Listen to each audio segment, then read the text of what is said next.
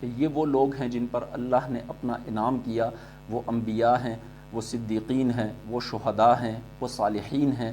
تو یہ وہ لوگ ہیں، ان لوگوں کا راستہ ہم اللہ سبحانہ و تعالیٰ سے مانگتے ہیں، اور ان کے راستے کو صراط مستقیم کہا جاتا ہے کہ انبیاء علیہم السلام کا راستہ، صدیقین کا راستہ، شہداء کا راستہ اور صالحین کا راستہ۔ تو صراط الذین، راستہ ان لوگوں کا، انعمت علیہم، جن پر تو نے انعام کیا، غیر المغضوب علیہم ولا الضالین۔ پھر آگے بتایا گیا کہ کچھ لوگ ہیں جن کا راستہ ہمیں نہیں چاہیے، ہمیں انبیاء علیہم السلام کا راستہ چاہیے، ہمیں صدیقین کا، شہداء اور صالحین کا راستہ چاہیے۔ کچھ لوگ ایسے ہیں کہ جن کا راستہ ہمیں نہیں چاہیے، ہم ان کے راستے سے پناہ مانگتے ہیں۔ وہ کون لوگ ہیں؟